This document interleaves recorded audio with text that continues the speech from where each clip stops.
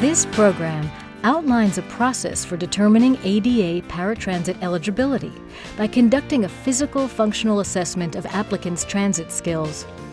As part of your training, you should explore each of the main content areas: ADA and eligibility, principles of assessment, preparation, observation and recording, and model forms. First off, why don't you tell me a little bit about some of your diagnosis? Well, I have quite a few. I don't know whether to start up or down because they go from top to bottom, but emphysema is one. I think that's my biggest problem. I guess I'm not a doctor, but then I have a CHF, I have coronary artery disease, I have a torn disc, I'm a diabetic. I'm sweating right now, excuse me. Let me see. You did have lunch today, right? Yeah, I did eat, Good. Yeah. Okay, so how are you today? Is this a good day for you, or? This is a good day. This is a good day. Now, I notice you have oxygen on your back now, yeah. But you're not needing it Not at this right point. now, no. Okay. When I do need my oxygen, that's when I, put it on and I use it. I do use it every night. I have a BiPAP machine also that I'm on because, that's sleep apnea. I also have that.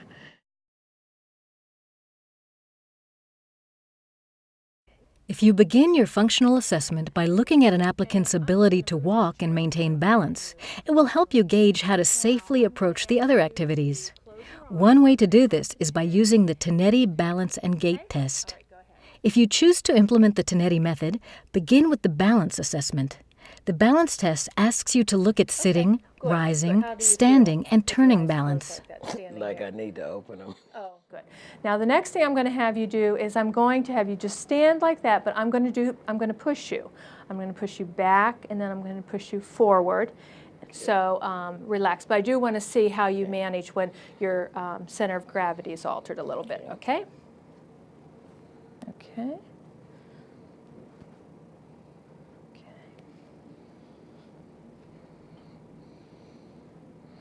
Tinetti uses a 2-point scale for a total of 16 possible points for balance.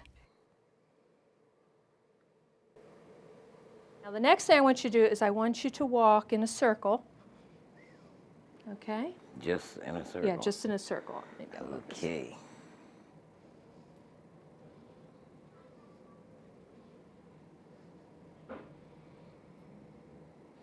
Okay, how's that? Dizzy. You're dizzy. Okay, do you want to sit down a minute? No, I'll continue. You're okay. After the balance assessment, proceed to the gait assessment.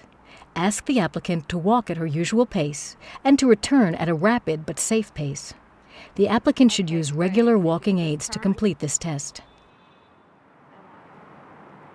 While she is walking, notice whether each foot completely passes the other, whether the feet clear the floor, and whether the steps are continuous and symmetrical. Great, that's great. Go.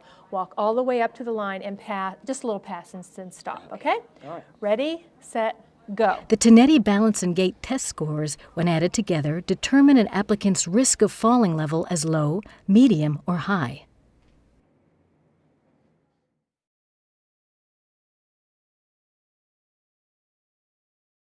The distance endurance portion of the functional assessment will give you an idea of how far the applicant is able to walk safely. If possible, do this part of the assessment outdoors over a course with a mix of pavement, rough ground, dirt, and rolled gutters. Use a stopwatch to record how long it takes the applicant to travel to each of the markers placed 330 feet apart along the route. Do you have to travel a long distance on sidewalks? How far? How many blocks do you think you go? During the assessment, you should walk beside or slightly behind the applicant so you can observe clearly, but also encourage forward progress. Remain close enough to provide hands-on support or guidance if necessary. Write your observations in the margin of the form as they occur to you. Try to record detailed notes, especially about any difficulties with gait, recognizing and avoiding obstacles, or inconsistencies in performance.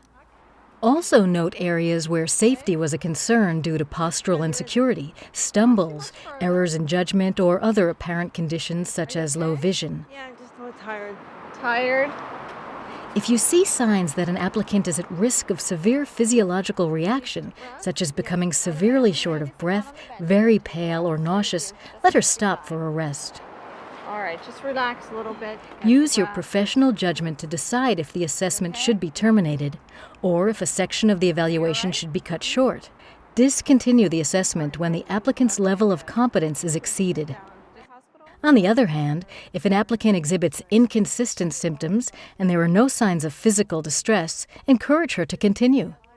I really don't want to go any further. You think you Is could? this okay? No? Well, okay, if this is the I'd farthest really- you could go, but if you could just go a little bit more, I'd really appreciate it. I'll Gives me a try. better Yeah. picture of Maintaining a casual conversation with the applicant during this portion of the assessment will provide you with other clues about her concentration and endurance.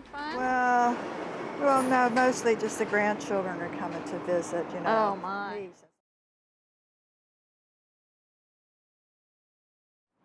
Curbs and curb cuts are done at both the beginning and the end of the assessment.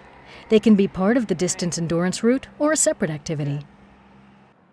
During this part of the assessment, position yourself close to the applicant to provide assistance in case she loses her balance. When you are assessing a person who uses a wheelchair, you must evaluate his ability to travel both up and down an ADA-compliant curb cut.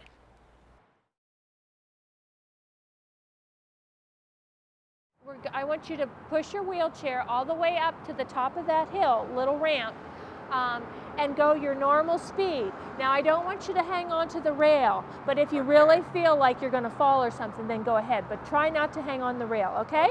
All right, here we go.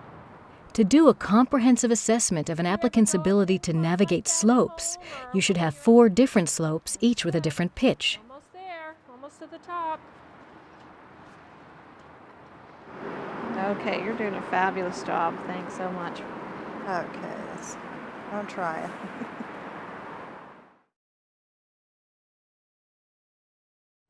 Okay.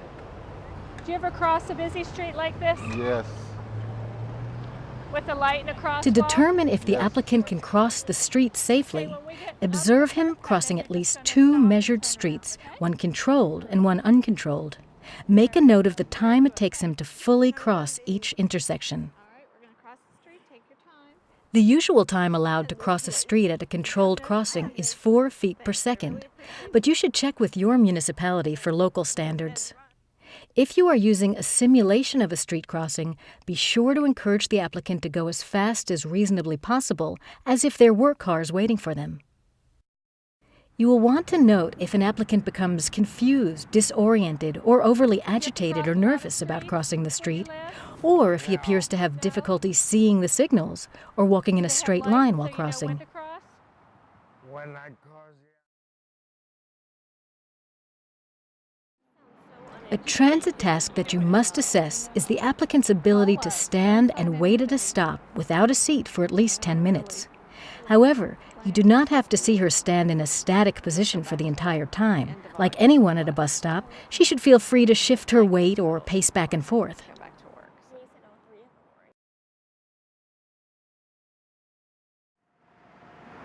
If all the buses in your transit system are equipped with a lift or ramp for accessibility, you can skip this Okay. task. Back down and he'll lower the bus for you.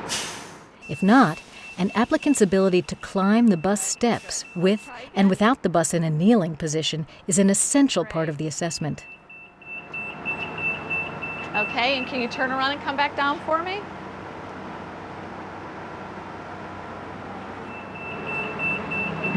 Great. Just hold on. There you go. Great. Very good. Thank you.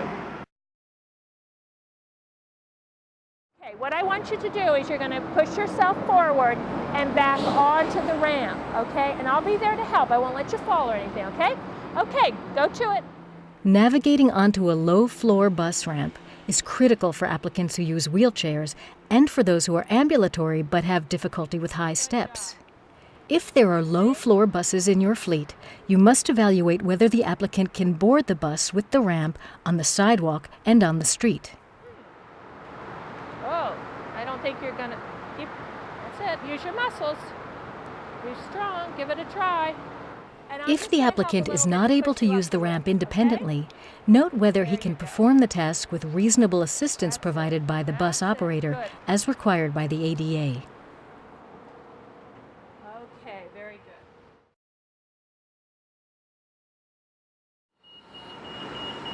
good. Okay, here we are. Do you prefer to get on forwards or backwards? Okay. If your transit system uses any bus lifts, you must evaluate whether the applicant can maneuver his wheelchair or walk on and off the lift platform and ride on a moving lift.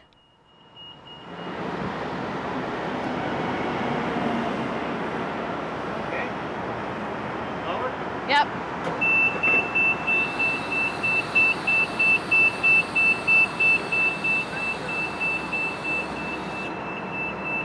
Great.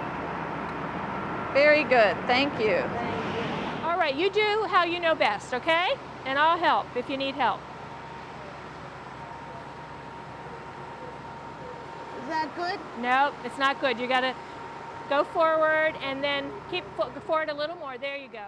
Note whether the applicant can use the lift independently or if reasonable assistance from the bus operator is required. Go forward. Okay, wow, that was great.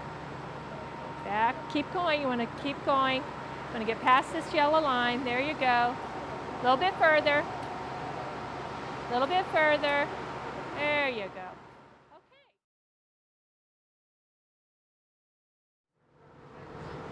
Okay, now you're gonna come back to the tie downs and I wanna see how well you can line up your chair. Come on back, good. This task evaluates an applicant's ability to maneuver down a bus aisle to the securement area. For applicants using a wheelchair, that means getting to the securement area in a reasonable time. If the applicant has never performed this task before, it may be appropriate to provide instruction and allow several moments to practice.